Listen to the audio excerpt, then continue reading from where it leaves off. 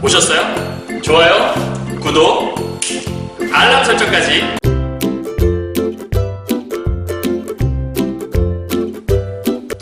안녕하세요. 경화여고 2학년 7반, 8반, 9반 학생들 만나서 반갑고요. 선생님은 세계 최강 국어쌤 조인수 선생님입니다.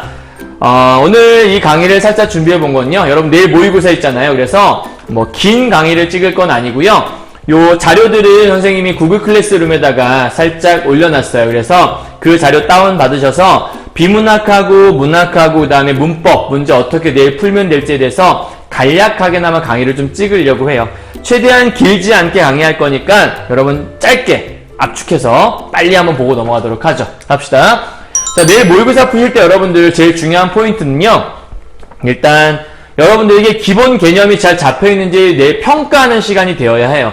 여러분들 지금 고3이 아니잖아요. 그러니까 당장 이번 올해 수능을 볼 게 아니기 때문에 내일 모의고사는 여러분들이 수능을 앞으로 내가 어떻게 뭘 준비해 가야겠다 이런 것들을 조금 점검할 수 있는 시간이 되었으면 좋겠고요.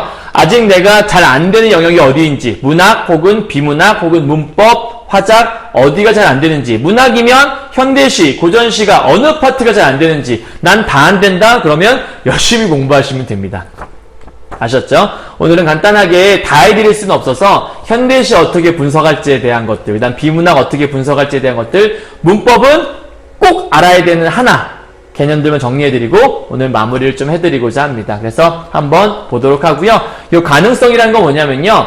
문학을 공부할 때 여러분들 가령 예를 든다면 고전시가 같은 경우는 한정된 경우가 많거든요. 예를 들면 해와 달, 임금 이런 식으로요. 그런데 현대시 같은 경우 이거를 한정할 수가 없어요. 그래서 문학에 대해서는 보기가 주어지게 되고 그 보기를 토대로 이해하셔야 돼요.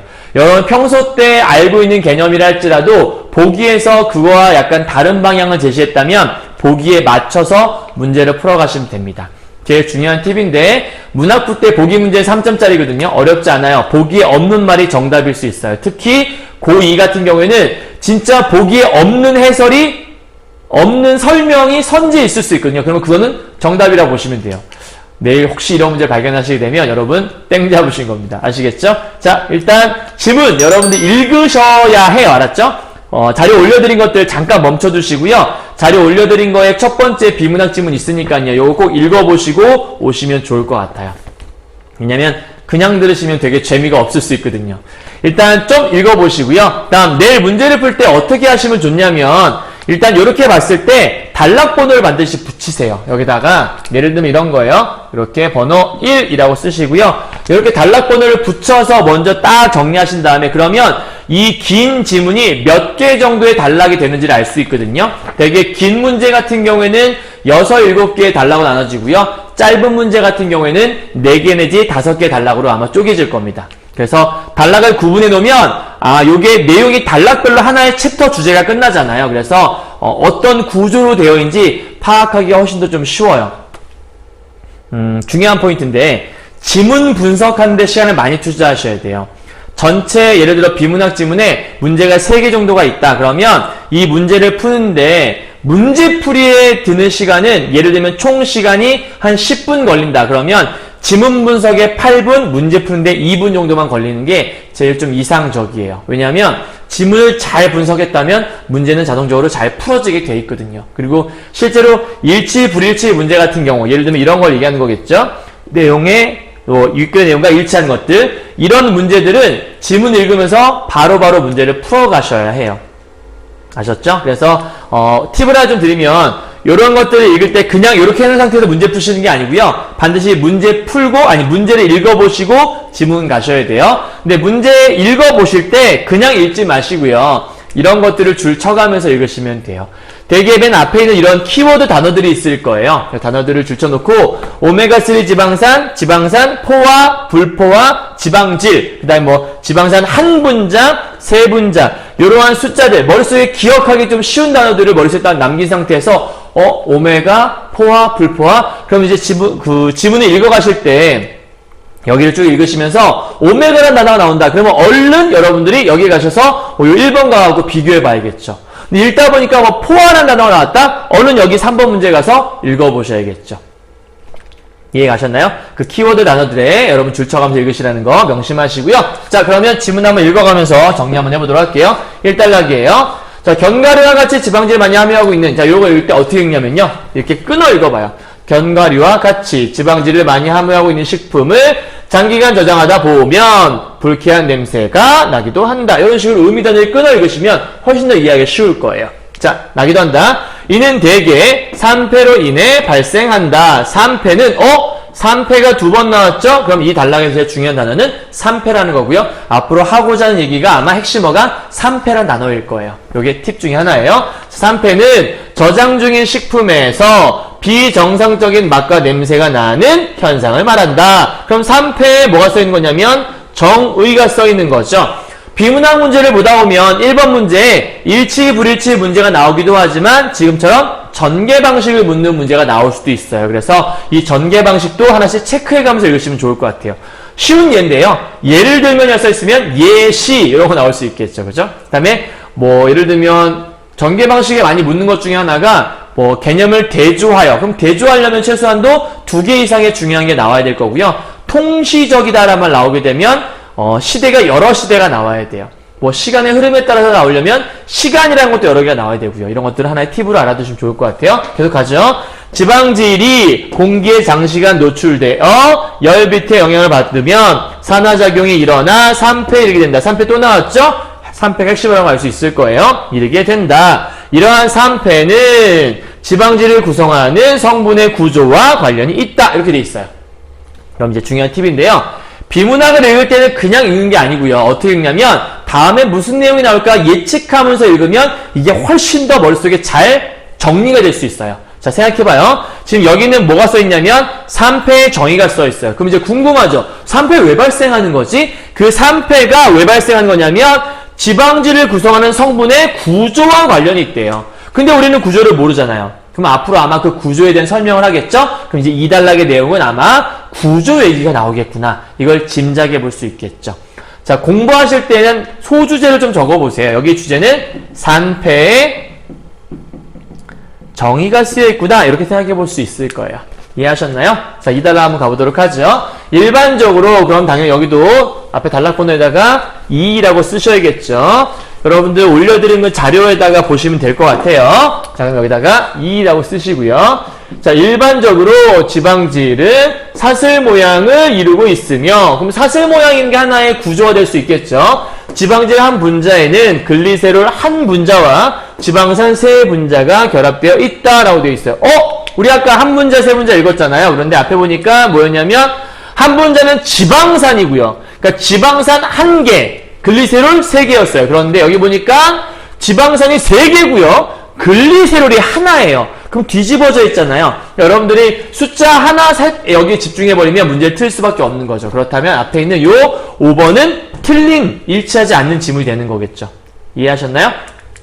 다시요. 결합되어 있다. 지방산은, 그러니까 지금 이게 하나의 구조가 될 수 있을 거예요. 지방산은 탄소끼리의 결합을 중심으로 탄소와 수소, 탄소와 산소의 결합을 포함한 사슬구조. 사슬구조라는 게 하나의 구조구나. 그러니까 왜 산패가 일어나는 거지? 요 구조와 연결되어 있다. 사슬구조와 연결되어 있다는 거겠죠? 있으며 글리세롤과 결합된 탄소를 제외한 모든 탄소는, 자, 여러분 팁인데요.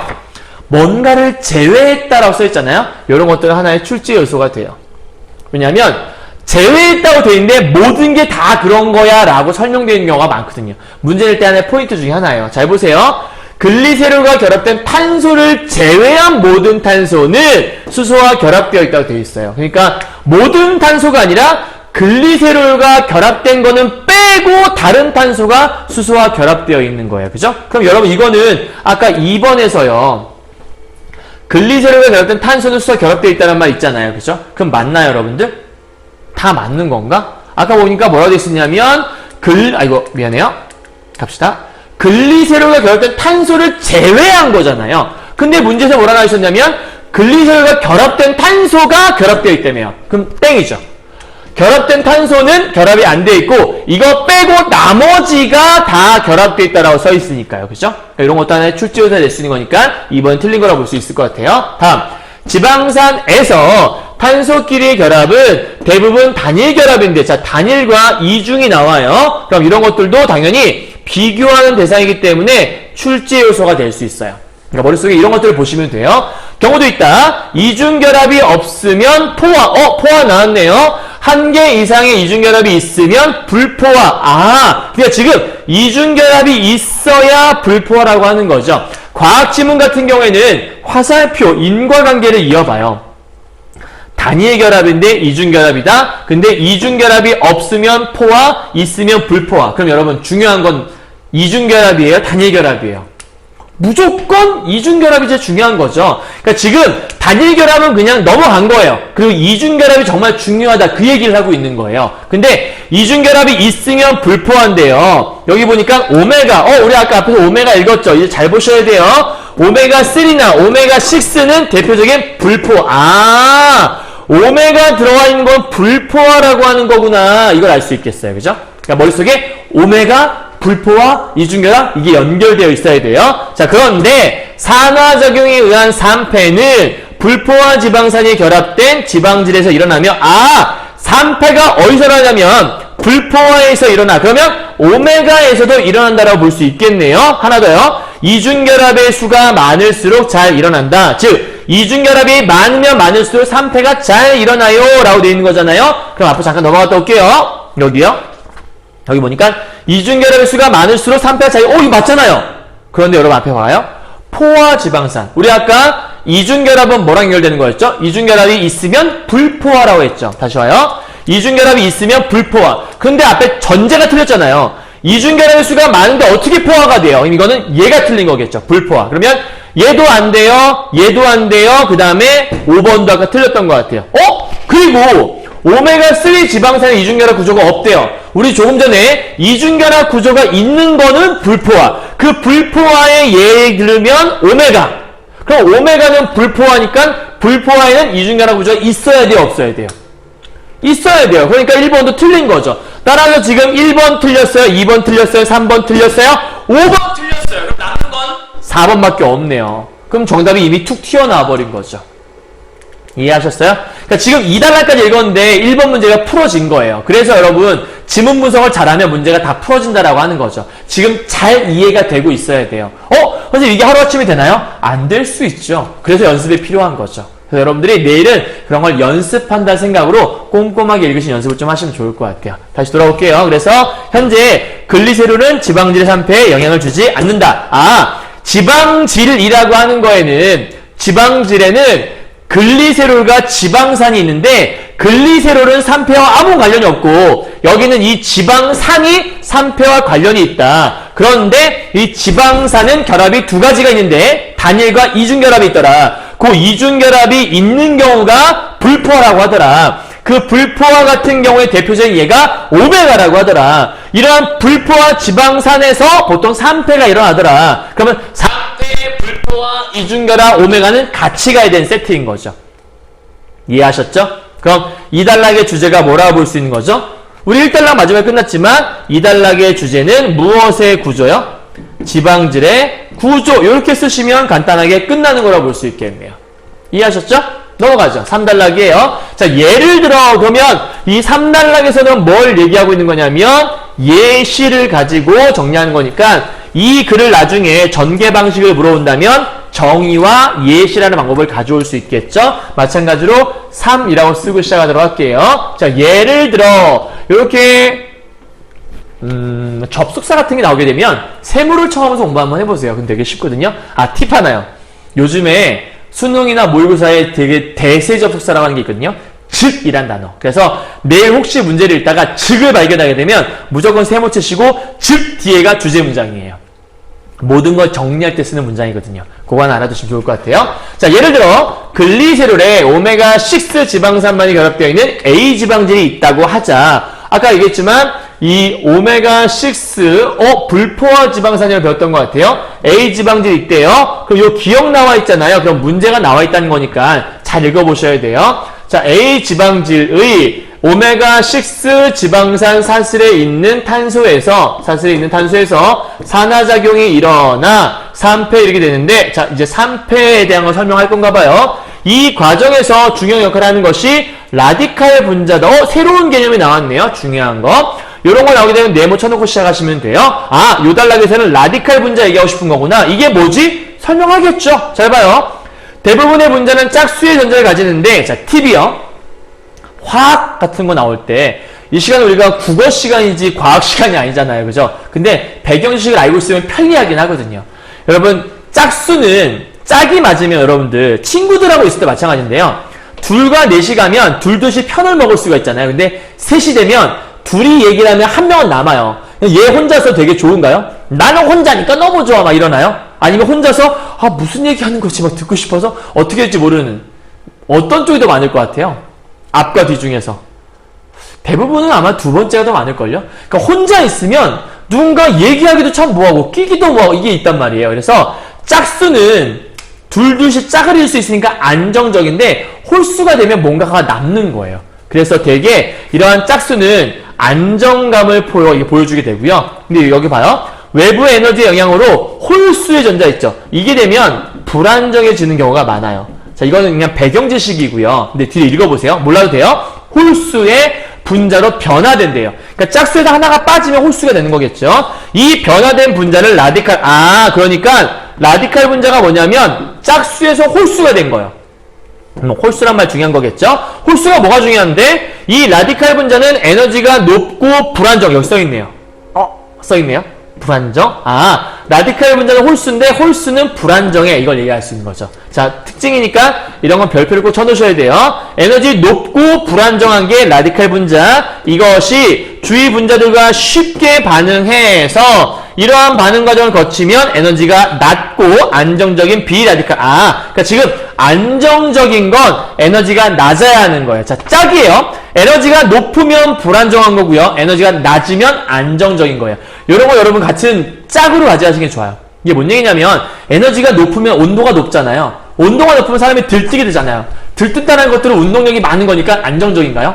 아니죠. 막 뛰어다니는 거니까 불안정할 수밖에 없겠죠. 근데 에너지가 낮다면 많은 움직임이 없을 거예요. 그러니까 많은 움직임이 없으면 평안해 보일 거고 그래서 안정적이다라는 걸로 이어질 수 있을 거란 얘기죠. 이해하셨나요? 자, 그러면 3단락의 주제는 어떤 단어가 많이 들어가야 되죠? 당연히 라디칼 분자가 들어가야 돼요. 그러면 지금 뭐 얘기했냐면 라디칼 분자에 대한 얘기를 했었고 그럼 라디칼 분자라는 게 뭐에 영향을 미치는 거죠? 이게 산패에 영향을 미치는 거란 걸 알 수 있는 거죠. 그러니까 지금 원래 안정적인 상태에 있다가 홀수가 되면서 불안정해져. 그 불안정해진 것 때문에 뭔가가 있어서 산패가 발생하나 보다. 이렇게 생각하시면 될 것 같아요. 이해하셨나요? 자, 넘어가 보도록 하죠. 4단락이에요. 자, 여러분 이제 요 정도쯤 됐으면 되게 중요해요. 뭐가 중요하냐면 과학 지문은 반드시라는 말이 맞을지 모르겠지만 대부분의 과학 지문들은 과정을 설명하는 게 한 단락 정도는 들어가 있어요. 그 과정은 인과관계를 갖고 있거든요. 자, 지금부터 펜을 드시고 잘 따라오세요. 7, 8, 9반 학생들 지문 드렸으니까 보고 따라오시면 돼요. 첫 번째요. 여긴 4단락이죠. A 지방질에 이중결합 바로 옆에 있는 탄소가 열이나 빛에 우리 1단락에서 봤었죠. 열이나 빛의 영향을 받아서 뭔가 생겼다라고. 받으면 A 지방질 분자가 에너지가 높고 불안정해질 알릴 라디칼, 우리 조금 전에 배웠던 것 같아요. 그죠? 알릴 라디칼로 변화하게 돼요. 이 알릴 라디칼이 그럼 이제 하나씩 좀 써보도록 하죠. 첫 번째, 지방질 분자가 이렇게 해서 알릴 라디칼이 돼요. 첫 번째 단계예요. 지방질 분자가 뭐가 됐어요? 알릴 라디칼이 됐어요. 그러면 왜 지방질이 이렇게 된 거죠? 요 사이에는 열이나 빛을 받으면 이렇게 되는 거예요. 요거 하나는 팁이니까 알아두시고요. 다음, 알릴 라디칼은 산소와 결합을 하게 돼서 퍼옥시 라디칼. 요것도 네모쳐야겠네요. 요게 요렇게 될 수 있대요. 왜 이렇게 되는 건데? 산소와 결합을 해서요. 여러분 정리를 해보는 거예요. 자, 보세요. 지방질 분자에 열과 빛이 들어가면 알릴 라디칼이 돼요. 근데 알릴 라디칼에 산소와 결합하면 퍼옥시 라디칼이 된다는 거죠.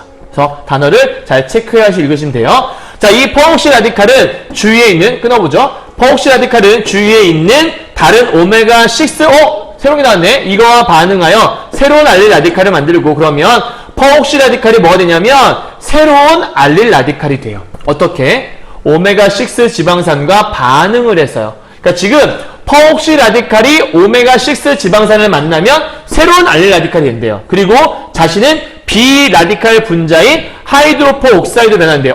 그러면 이 퍼옥시 라디칼이 알릴 라디칼을 만들기도 하고 또 하나 하이드로퍼 옥사이드 얘로 변화한다라는 거죠. 정리가 되나요? 그러니까 지금 뭔 얘기냐면 퍼옥시라는 게 지금 결합해서 오메가와 결합을 하게 되면 이 결과 새로운 알릴 라디칼이 생기고 동시에 하이드로 퍼옥사이드 요렇게 두 개로 요렇게 쪼개질 수 있다라는 거예요. 저게 지금 얘도 만들어내고 얘로도 할 수 있다는 얘기를 하는 거죠. 이해하셨죠? 자, 잠깐 지울게요. 자, 그러면 그 다음이요. 새로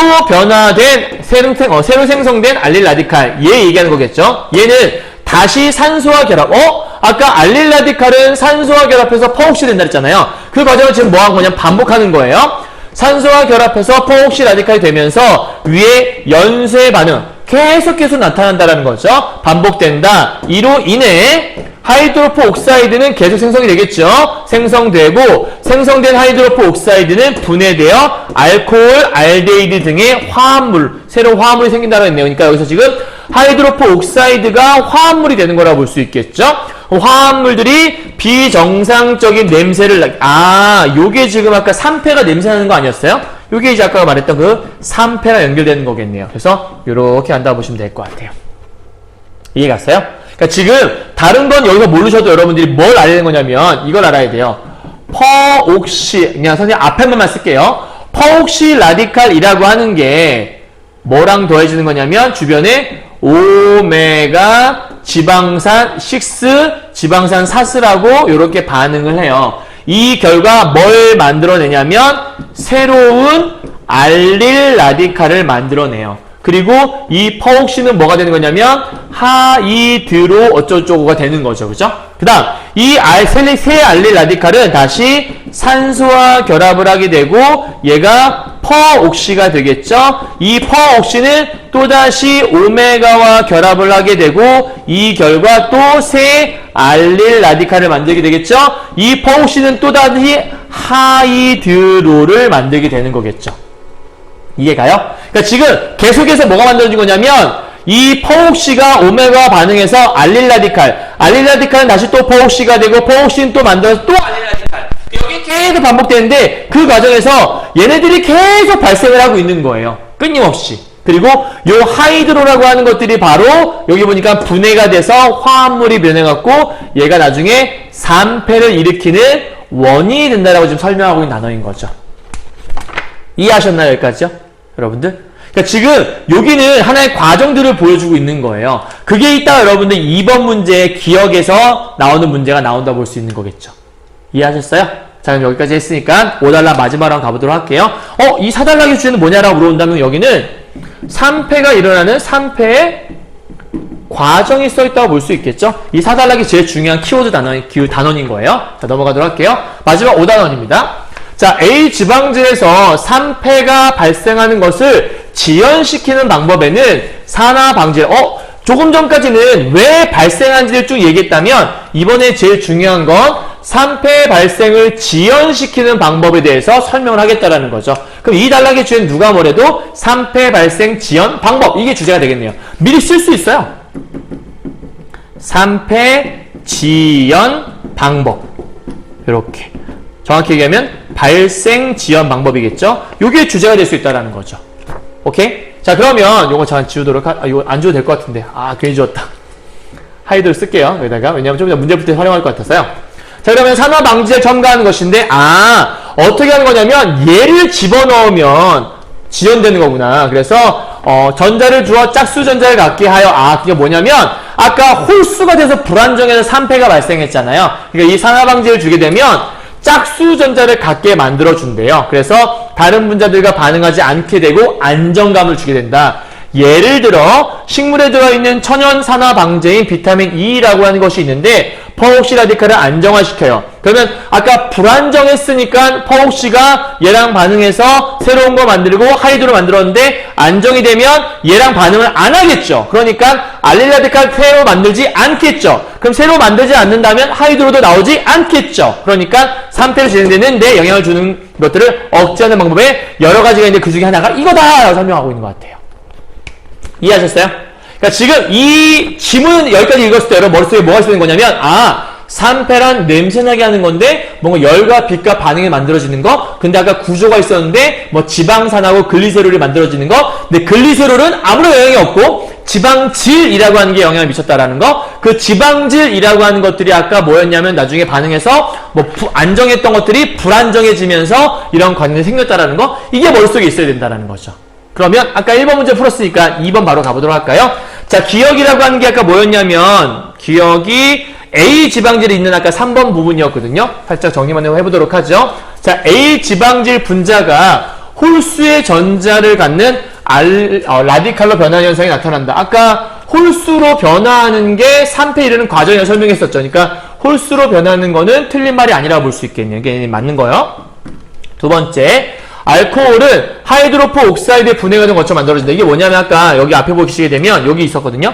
하이드로포 옥사이드가 분해돼서 알코올 등의 화합물이 됐대요. 즉 하이드로가 화합물이 된 거라고 볼 수 있는 거거든요. 그러면 넘어가서 알코올은 하이드로가 분해돼서 거치는 것들이니까 틀린 말 아니라고 볼 수 있겠죠. 3번이요. A 지방이 변한 알릴 라디칼이 A 지방질 분자보다 에너지가 낮아서 산소와 쉽게 결합한다. 우리 아까 뭐라고 배웠냐면 다른 거와 쉽게 결합하려면 자기가 불안정해야 돼요? 안정해야 돼요? 안정하면 움직이고 싶지 않아요. 움직이고 싶지 않으면 다른 애랑 결합할 이유가 없어요. 그러니까 지금 여기서 에너지가 낮으면 안정적인 거고 안정이라면 쉽게 결합할 리가 없죠. 그러니까 답은 3번이라는 걸 체크할 수 있다는 얘기죠. 왜요? 뭔가 결합하는 건 아까 불안정해서 결합했던 거니까. 4번이요. 하이드로포 옥사이드가 분해돼서 알데히드가 되면 요게 냄새. 어쨌든 하이드로가 냄새나는 거니까 틀린 말 아니라 볼 수 있겠죠. 맞는 말. 5번. 퍼옥시 라디칼은 새로운 거 만들어낸다. 뭐 틀린 말 아니었죠. 이것도 맞는 말. 그래서 답은 3번이라고 알 수 있겠죠. 다음에 3번 문제인데요. 지진이 일어나 피해를 주었다. 뭐 A, B, C, D 있는 건데 이건 여러분 사실은요. 지금 하진 않았는데 내일 혹시라도 비문학 질문이 나온다면 이거는 문제를 같이 푸셔야 돼요. 본문하고요. 그래서 A, B, C, D, E가 있는데 앞에 잠깐 볼게요. D부분에서 어디 있냐면 여기 보세요. 열이나 빛의 영향을 받았어요. 영향을 받았거든요. 오케이? 영향이 미쳤다는 얘기겠죠. 그런데 여기 4번 보시면 차가 난간을 받으면 이거 받으면과 연결돼요? 안 되죠. 이거 말도 안 되는 거기 답은 아마 4번이 알 수 있겠는데 어휘 문제는 바로바로 안 돼요. 그래서 요거를 그 상황에다 적용시켜봐요. 그 상황과 똑같은 상황인가. 차가 들이받는 상황은 아니잖아요. 그러니까 답은 4번이 될 수밖에 없는 거겠죠. 이해하셨나요? 자, 다음은요. 문법에 대한 걸 정리해 드릴 건데요. 자, 비문학은 말씀드렸어요. 단락번호 반드시 붙여가면서 공부하시고 보기 문제에 쫄지 말고 본문만 잘 분석하면 된다. 과학지문 같은 경우에는 원인 결과 있을 거니까 화살표 잘 그어가면서 읽어보자. 그 다음에 제일 중요한 핵심어 줄쳐보면서 읽어보자. 요것만 여러분 잊지 않으시면 의미단이 끊어인 것만 잘 읽으셔도 내 이해할 수 있을 거예요. 오케이? 다음에 문법 문제인데요. 모의고사 문제에 절대 빠지지 않는 게 바로 음운변동 문제입니다. 그래서 분명히 내일도 음운변동 문제가 있을 건데요. 음운변동의 제일 핵심 포인트는 교체, 첨가, 탈락, 축약에 대한 거 설명은 다 줘요, 항상. 그런데 여러분이 이거에 대한 것들을 어떻게 읽느냐, 이걸 여러분 아셔야 되고요. 요즘 문제는 또 이거를 이렇게 줘요. 정확하게 읽는 정확한 발음을 또 줘요. 그러면 이 발음이 될 때 어떻게 발음이 된 건지를 여러분이 읽어낼 수 있어야 돼요. 그걸 읽어낼 수 없으면 틀린다고 볼 수 없겠죠. 이게 이제 문법 개념 중에 하나라 볼 수 있겠죠. 그럼 하나씩 볼게요, 여러분. 읽는 단어는요, 이렇게 왔을 때, 요 두 개는요, 한 번에 발음할 수가 없어요. 이렇게 발음할 수 없단 말이에요. 그러니까, 하나가 없어져요. 대개는, 리을, 기역 같은 경우에는 전부 다, 뒤에는 기역으로 읽게 되거든요. 그럼 첫 번째가, 라. 요게 되는 거겠죠? 그럼 요게, 요렇게 변한다고 볼 수 있어요. 그러면 잘 보시면, 리을과 기역 중에 리을이 하나 없어졌죠. 그럼 여기는 하나가 없어졌으니까 탈락이 되는 거라 볼 수 있겠고요. 기억이 이응이 돼버렸잖아요. 그럼 여기는 교체 이렇게 될 수 있겠죠. 바뀐 거니까요. 그러면 기억이 지금 여러분 책에서 교체가 되어 있고요. 니은이 탈락이니까 답은 바로 1번이 툭 하고 튀어나오네요. 이런 걸 분석할 수 있을지 물어보는 거거든요. 그럼 얘 같은 경우는 보세요. 훑고서인데요. 이거 마찬가지인데 리을, 티을 읽을 수 있어요? 못 읽어요. 그러니까 훑트 이렇게 읽지 않거든요. 그러니까 처음에 얘를 훑고서는 훌, 그 다음에 고, 서 이렇게 읽어야 되는 거거든요. 근데 여러분 주의할 게 하나 있어요. 뭐냐면요. 여기서 기억이 쌍기역이 나타났잖아요. 얘가 왜 쌍기역이 됐을까? 기억이 쌍기역이 됐으니까 기역과 쌍기역, 여러분 뭐가 중요한 거냐면 기역이랑 쌍기역의 의문이 몇 개인지 이걸 구분할 수 있어야 돼요. 이거 되게 기본인데 모르는 사람들 의외로 좀 많아요. 얘가 한 개예요, 두 개예요? 얘는 한 개예요. 얘는 기역이 두 개인가요? 아니에요, 그죠? 얘를 우리가 발음했을 때 끼역이라고 선생님 항상 애들한테 강의할 때마다 얘기하는데 끼역이라고 발음할 때 있어요. 끼역, 띠긋, 삐엽 이렇게 발음할 때 있단 말이에요. 근데 이게 발음이 되잖아요. 뿌라고요. 그죠? 그러니까 이게 발음이 된다라는 건 한 번에 소리를 낼 수 있다는 얘기고 그러면 이거는 의문이 한 개란 얘기예요. 그러니까 얘는 한 개의 의문이 있다라 볼 수 있는 거죠. 그러면 한 개가 된 거니까 얘는 단순한 교체로 봐야 돼요. 한 개가 더해진 개념이 아니라는 거죠. 그래서 기역이 쌍기역이 된 거는 교체라고 하셔야 되는 거고 여기는 리을이 하나 빠진 거니까 얘도 마찬가지로 탈락이라고 해야 돼요. 그런데 기역과 디귿인데 디귿은 여러분 책에 뭐라 되어 있냐면 첨가라고 되어 있거든요. 그러니까 얘가 틀린 거겠죠. 다음 여기가 마찬가지예요. 예사님인데 잘 보시면 시옷이 니은으로 이렇게 바뀌었거든요. 근데 여기 없던 거 니은이 들어와 있죠. 그러니까 없던 니은이 들어왔다는 얘기는 니은이 첨가되었다는 얘기고요. 시옷은 니은으로 바뀐 거니까 교체라고 볼 수 있어야 돼요. 그러니까 지금 교체와 첨가인데 여기서 기역은 교체인데요. 리을은 축약이거든요. 그러니까 이건 축약이 아니기 때문에 틀렸다라고 볼 수 있겠죠. 축약의 대표적인 사례는 기역 플러스 히읗이 키읔되는 거. 예를 들면 각하 이런 단어가 있을 거예요. 각하 이렇게 우리가 발음하죠. 그죠? 그래서 이거는 기역과 히읗이 결합되어 키읔이 된 건데 어느 하나가 빠진 게 아니라 새로운 하나가 생긴 거니까 두 개가 뭉쳐져서 새로운 하나가 생겼다? 축약되었다 설명하는 거니까 이 정도는 읽어낼 수 있어야 됩니다. 다음 이쪽 볼까요? 그럼 잘 보셔야 돼요. 여기서 요 기역이 이 뒤로 넘어갔어요. 이런 거는 음음 변동에 도 포함되지 않아요. 이런 건 연음이라고 하거든요. 그래서 중요한 거 연음은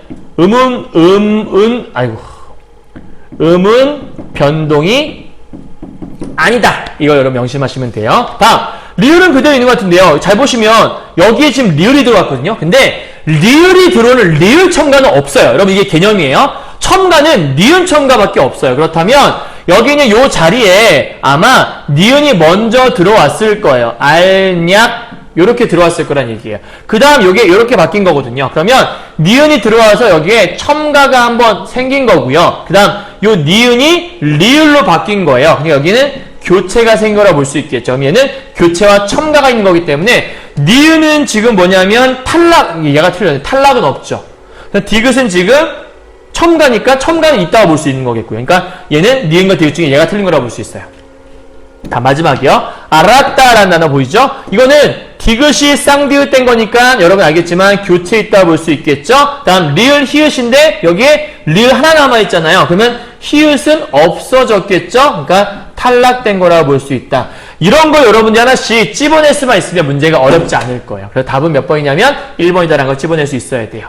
이해하셨죠? 자, 내일 음은 나오면 반드시 맞춰야 돼요. 다음 음은 문법 나올 만한 거, 중의법 이런 것들 중요한 거고요. 그 다음에 피동, 능동 이런 거 여러분 아실 거예요. 능동, 피동, 수동, 피동과 사동에 대한 것들 이런 것도 머릿속에 좀 알아두시면 좋을 것 같습니다. 그 다음에 15번은 중세국어 문법이 있을 텐데 고1 때 분명히 중세국어 배웠을 거거든요. 한 번만 좀 읽어보고 문제 풀어보시면 좋을 것 같아요. 알겠죠? 자, 이제 마지막 문학으로 가도록 하죠. 오늘은 현대시 여러분 내일 문제 봤을 때 현대시 문제가 있을 거라서 그 문제를 어떻게 풀 것인지를 간단하게만 설명드리고 강의를 마무리하려고 합니다. 자, 보세요. 일단 뭐가 중요한 거냐면요. 이러한 시 문제가 있을 때 뒤에 보시면 보기가 있을 거예요. 자, 보기 찾아가보자. 보기가 있는데 보기가 나밖에 없죠. 그럼 나는 보기를 통해 문제를 풀어야 되는 건데 나에 보시면 뭐라 써있냐면 길이라는 상징 소재를 통해서 잃어버린 나를 되찾으려 하는 화자의 모습을 보여주려고 하고 있다. 이 시의 화자는 부정의 상황 속에서 이렇게 마이너스 상황 속에서 자기 탐색과 성찰을 통해 즉 반성하는 자세를 통해서 잃어버린 나를 회복하려고 끊임없이 노력하는 모습이 들어있다. 끊임없이 노력한다는 거는 내가 뭔가를 해내겠다라는 뭘 밝히는 거냐면 일종의 의지를 밝히는 거라고 볼 수 있잖아요. 여러분 이 길이라는 시가 윤동주 씨가 지은 시라고 아마 여러분 본문에 써 있을 거예요. 그러면 윤동주는 부끄러움, 반성의 시인이잖아요. 그 내용을 여기다 담아왔다 보시면 되는 거예요. 그럼 시 속에 부정적 상황이라는 것도 있을 거고요. 그다음에 거기에 성찰, 반성한다는 얘기도 있을 거고요. 거기에 노력한다는 것도 써 있겠죠. 이거에 맞춰서 해석하시면 돼요. 오케이? 그래서 보기 문제는 어렵지 않아요. 그럼 이제 가번 C는 아무것도 안 써 있잖아요. 그러면 이제 가번 C만 표현하면 되는 건데, 여기 1번 문제 보시면요. 35번 문제. 선생님 노란색 부분 표시를 해놨잖아요. 이게 C 문제, C 세트 문제의 항상 첫 파트에 있거든요. 근데 이게 좀 중요한데, 자연문의 인격 부여하는 거, 이게 의인법에 대한 설명인 거죠. 이걸 모르면 문제 못 풀어요. 이게 의인법이라는 걸 모르면요. 다음, 동일한 종교범위니까 끝에 나와 있는 말, 냐, 뭐뭐 씁니다, 뭐뭐 요, 이런 단어들이 똑같이 있냐는 찾아보면 돼요. 이거 되게 찾기 쉽겠죠? 세 번째, 색채어는 색깔만 찾으면 돼요. 시각적 이미지 되는 거겠죠? 네 번째, 공감각적 심상이니까 이미지를 찾을 때는 제일 많이 나오는 게 시각과 청각이거든요. 그런 거 찾아봐요. 다섯 번째, 계절의 변화. 계절의 변화 나오려면 계절감 드러내는 시어가 있어야 돼요. 봄 하면 꽃이라든지, 아니면 매화라든지, 아니면 꾀꼬리라든지. 여름은 딱히 없어요. 장마 빼고요. 가을 하면 낙엽 같은 거. 겨울 하면 제일 대표적인 눈 이런 거 나와 있어야 돼요. 공간 이동은 공간 자체가 있어야겠죠. 그러니까 나머지 찾으면 될 것 같은데, 자, 시작해 보도록 할까요? 가번에 보니까 여러분 이런 세트 문제 되게 쉬운 건데요. A, B, C, D, E 있잖아요. 이런 것들은 읽으면서 바로바로 문제 풀란 얘기예요. 그 문제가 아마 여러분 책에서 36번 문제일 거예요. A, B, C, D, E. 오케이? 한번 가보도록 할게요. 자, C를 볼 때 뭐 보냐면, 선생님 얘기했죠? 요거 보라고 했어요. 지금은 내신 시험처럼 분석하는 시간이 아니에요. 수능 시험은 대략적인 내용만 읽어낼 수 있으면 문제를 풀 수 있어요. 하나하나 세부적으로 분석할 필요가 없다는 얘기예요. 그럼 이제 뭐 읽어야 되냐면 스토리를 읽으세요. 어떤 내용인지. 자, 봐요. 일단 요런 거 기준 읽으면 되는데, 이 길을 만든 이들이 나는 누구인지 나는 안다. 그러면 화자 나가 나오는 거예요. 자, 그러면 나 동그라미 치고 이 길을 만든 이들이 있다는 얘기죠. 그러니까 지금 나가 어떠한 이들은 길을 만든 이들인 거예요. 이게 뭔 얘기지? 일단 읽어요. 뭔가 안다고 했잖아요. 그죠? 그러면 잠깐만 갔다 올게요. 자, 36번에 길을 만든 이들이 누구인지 지각하고 있다? 그럼 36번 1번은 맞는 설명이 될 수 있겠죠. 같이 가요. 이렇게 길을 따라 나를 걷게 하는 그이들이, 이 사람들, 그이들이 지금 조리대판 눕히며 소리치는 바람이거나, 바람이 소리쳐요. 여러분 이런 거 표시하시면 돼요. 바람이 소리칠 수 있어요? 바람이 우와! 이렇게 지나가면서 소리치나요? 그런 거 없잖아요. 그러니까 바람이 소리친다라는 거는 사람처럼 표현한 이런 걸 의인어라고 볼 수 있는 거죠. 이걸 찝어낼 수 있어야 문제를 풀 수 있어요. 의인어를 모르는 사람은 없지만 어떻게 표현하는 게 의인어인지를 모르면 문제를 못 푼다는 얘기예요. 다음이요. 이름 모를 풀꽃들 묻는 나를 쳐다보는. 풀꽃들이 나를 어떻게 쳐다봐요? 풀꽃들이 나를 쳐다보는 수줍음 갖고 있다고 하잖아. 이것도 마찬가지로 의인어라고 볼 수 있는 부분인 거죠. 다음, 와서 내 가슴을 벅차게 하는 까닭. 아, 그럼 나는 지금 어떠한 정서가 있냐면 마음이 막 벅차요. 잘은 모르겠지만 내가 이 그이들이 나한테 수줍음으로 와서, 그러니까 지금 뭔지 모르겠지만 나를 되게 벅차게 하는 뭔가가 있다라는 거예요. 뭔가 나쁜 사람들이 아닌가 보다. 그 정도만 읽으시면 돼요. 다음 3번이요. 그러기에 짐승처럼 그이들 옛 내음에도 맞고 싶어 나는 집을 떠나요. 그러니까 지금 짐승처럼 이게 누구냐면 나죠. 내가 그 사람들 냄새를 맡고 싶어요. 그러니까 그 사람들이 뭔가 옛날 사람들인 것 같은데 그 사람 맡고 싶어서 그 사람을 따라가고 있나 봐요. 그래서 집을 떠나고 그때마다 서울을 버려요. 그럼 서울을 버린다는 게 서울은 나쁜 안 좋은 곳일 거예요.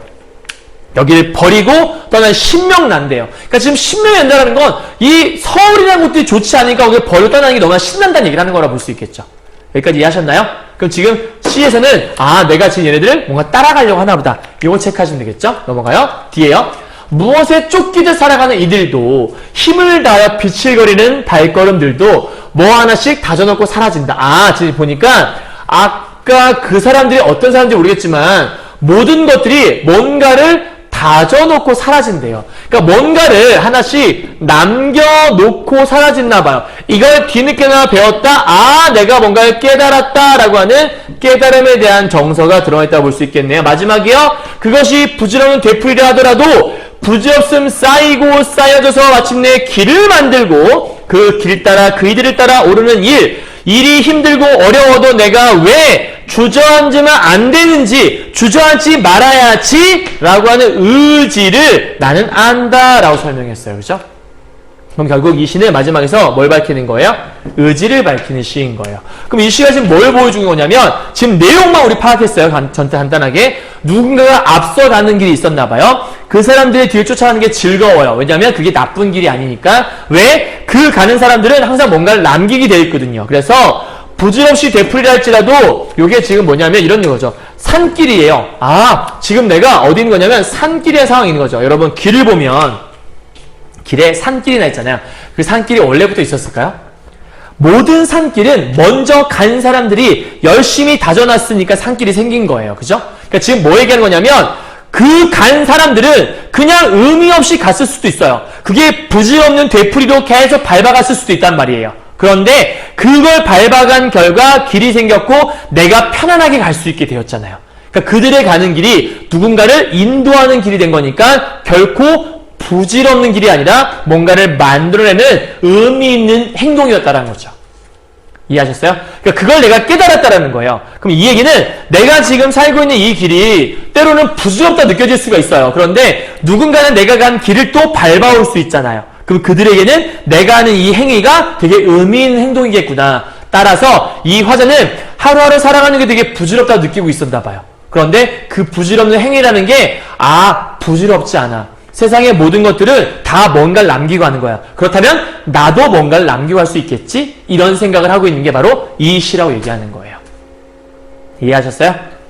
오케이? 그러니까 이 시는 그런 의미를 담고 있는 시겠구나라고 파악하고 이 시를 문제를 푸셔야 돼요. 자, 다음 나번이에요. 잃어버렸습니다. 자, 윤동주의 시인데요. 윤동주의 시의 포인트는 여러분들 하나 기억해 둘 거. 윤동주의 시에는 항상 두 개의 자아가 등장을 하고요. 윤동주의 시의 두 개의 자아는 현실적 자아와 또 하나는 이상적 자아가 존재합니다. 그래서 항상 뭔가를 쫓아요. 뭘 쫓냐면 이상적 자아를 쫓게 되어 있겠죠. 그리고 현실적 자아는 항상 부끄러워요. 반성의 모습을 지니고 있어요. 고2 신사고문화 교과서에 보면 자화상이라는 시가 자화상이라는 시가 어딨었지? 윤동주가 아주 유명한 시가 자화상이라는 시가 있는데 그 자화상이라는 시에 보게 되면 이런 것들이 나와 있다고 볼 수 있거든요. 올해 수능특강에 자화상이라는 시가 있네요. 거기 보면 이런 거 나와 있으니까 한번 수능특강 시 참고해 보셔도 좋을 것 같아요. 자, 시를 그냥 스토리만 읽어보죠. 잃어버렸습니다. 무얼 어디다 잃었는지 몰라. 두 손이 주머니를 더듬어 길에 나아갑니다. 그러니까 지금 왜 나아가는 거죠? 그걸 찾으려고 지금 하는 행위가 있는 거예요. 다음, 돌과 돌이 끝없이 연달아 길은 돌담을 끼고 가요. 근데 담은 쇠문을 굳게 닫았다는 얘기는 뭔가가 단절이 되어 있다는 얘기인 것 같아요. 그죠? 그러니까 돌담을 끼고 이게 돌담이 있는 거고요. 그리고 나는 이렇게 쭉 걷고 있는 것 같은데 사람이 걷고 있는 것 같아요. 자, 그 길 위에 긴 그림자를 들이우고 그러니까 지금 이렇게 문이 닫혀 있어요. 단절되어 있는 거죠. 길은 아침에서 저녁으로, 저녁에서 아침으로. 그러면 결국은 이렇게 돌고 도는 거잖아요. 그러니까 이거의 핵심은 끝없이란 뜻일 거예요. 끝없이 간다는 얘기. 넘어가요. 돌담을 더듬어 눈물 짓다가 그 눈물을 짓고 있다는 얘기는 뭔가 지금 현재 상태가 안 좋은 비참한 상황이라는 걸 알 수 있겠죠? 쳐다보면 하늘은 부끄럽게. 자, 정서 나오네요. 부끄럽다. 그러면 이 나번시에서의 포인트는 뭐라는 걸 알 수 있냐면 부끄러움이라는 게 핵심 정서라는 걸 알 수가 있어요. 그 상태에서 풀 한 폭이 없는 이 길을 걷는 것을 담 저쪽에 내가 남아있대요. 나 여기 있는데요. 담 저쪽에 또 하나의 나가 있다는 얘기예요. 윤동주의 시는 이 두 개가 있다면서요. 그러면 윤동주의 시에서 여기 남아있는 이 담 저쪽에 있는 얘는요. 지금 나의 눈물 지는 나의 모습이 아니잖아요. 여기는 나는 지금 울고 있다니까요. 부끄러워하고 있고요. 여기는 지금 현실적인 자아가 되겠고 얘가 바로 이상적인 자아의 모습이 되겠네요. 얘를 찾고자 계속 노력하고 있는 모습이 있는 거예요. 그래서 내가 사는 것은 다만 잃은 것을 찾기 위한 것이다. 그럼 질문, 그 잃은 것이 무엇일까?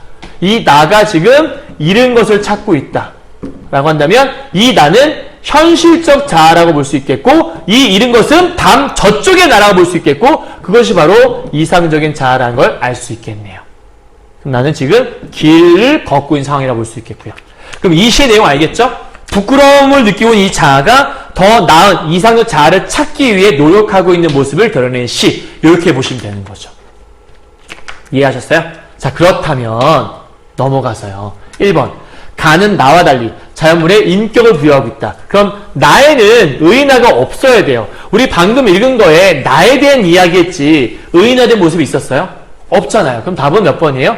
1번밖에 없다는 알 수 있겠죠. 다음, 나는 가와 달리 동일한 종결어미. 그러면 가에는 동일한 종결어미가 없어야 돼요. 그런데 가에 아까 봤을 때 보니까 계속해서 뚜루루 안다. 다음에 여기 보니까 배웠다. 다음에 안다. 이렇게 나오잖아요. 그럼 뭐뭐한 다라는 게 반복되고 있으니까 이건 틀린 말이라고 볼 수 있겠죠? 얘는 틀렸고요. 가와 달리가 틀렸어요. 3번. 가와 달은 모두 색채어. 색채어는 아까 부끄럽게 푸릅니다. 이 하나밖에 없었어요. 여기. 푸릅니다. 가에는 색채, 색깔이 없었잖아요. 그러니까 여기서는 가는 틀렸다고 볼 수 있겠죠? 다음, 가와 달은 모두 공감각, 이건 나와있지도 않았고요. 애당초 말도 안 되는 거예요. 5번. 가는 계절의 변화. 우리 아까 계절할 수 있는 거 있었나요? 없었죠. 그러니까 공간의 이동은 길을 가는 거니까 뭐 공간 이동이 있다고 볼 수 있겠지만 계절의 변화 따위는 없다고 볼 수 있습니다. 그래서 답은 아마 1번이라고 알 수 있을 거고요. 다음 36번이요. 아까 길 맞는 님들 누군지 잘 가고 있다는 말 맞았겠죠? 다음에 B번이 뭐였냐면 여기 아까 이 부분이었거든요. 여기. 그래서 되게 벅차는 막 두근두근 거려. 왠지 모르겠어. 막 되게 벅차는 것 같아. 근데 여기 내용이 뭐가 나와있냐면 삶의 고달픔이 어디서 비롯되는지를 깨닫고 있다. 고달프다는 얘기인가요? 아니죠. 아까 벅찼다는 얘기잖아요. 그 다음 몇 번이에요? 2번이라는 걸 알 수 있다는 얘기예요. 읽어보시면 아는 것 되고요. 마지막 37번이요. 자, 길에 대해서 한번 보죠. 굳게 닫힌 쇠문을 통해 화자가 처한 부전 상황. 아까 쇠문은 단절, 부전 상황 설명했죠. 2번이요. 저녁에서 아침을 통했다는 것은 자기 탐색 여정이 끊임없이, 끝없이란 말. 틀린 말 아니겠죠? 3번이요. 눈물 짓는 행위는 절망의 상황을 극복하려는 화자의 노력. 눈물 짓는 건 절망이잖아요. 그 상태는 절망이죠. 그걸 극복하는 노력이 바로 맨 마지막에 찾기 위해 노력한다는 그 부분이 나와야 되는 거잖아요. 그 답은 몇 번이냐면 3번이라는 걸 알 수 있다는 얘기예요. 이해하셨어요? 여기까지가 끝이에요. 끝이요. 자, 지금 선생님이 현대시하고 그다음에 문법하고 그다음 비문학 간단히 설명했었는데요. 자, 중요한 건 뭐냐면 여러분, 이 문제가 시험에 나오지 않아요. 왜냐하면 지금 봤던 문법과 요 시 문제는 작년 2019년도 2학년 6월 모의고사 문제거든요. 또 나오지 않겠죠. 선생님이 지금 이 강의를 해드린 이유 뭐냐면, 요런 식의, 요런 느낌을 가지고서 시를 읽어야겠구나. 모의고사에서 시라는 건 그 안에는 내용, 스토리를 찾는 거구나. 스토리를 이해해야 이 내용 속에서 이 사람은 사랑 얘기하고 싶은데 아니라고 얘기하네? 반어법. 색깔 나왔네? 색채 이미지. 요런 것들을 찾을 수 있어야 된다는 얘기인 거거든요. 이해하셨어요? 그러니까 보통 이 문학이라는 게 어떻게 분석하는지에 대한 것들은 이렇게 공부하시면 되는 거니까 다시 한번 선생님 드림 프린트 보면서 잘 공부하시고 비문학은 꼭 오늘 저녁에 한 지문이라도 선생님이 말해드린 것처럼 읽는 연습을 하시고 문제를 푸시면 좋을 것 같습니다. 꼭 부탁드리겠습니다. 아시겠죠? 고생하셨고요. 내일 시험 화이팅! 그리고 혹시 올해 수능을 보는 학생들이 이 강의 보고 있다면 올해 수능 대박 내십시오. 화이팅! 인사하겠습니다. 수고하셨습니다.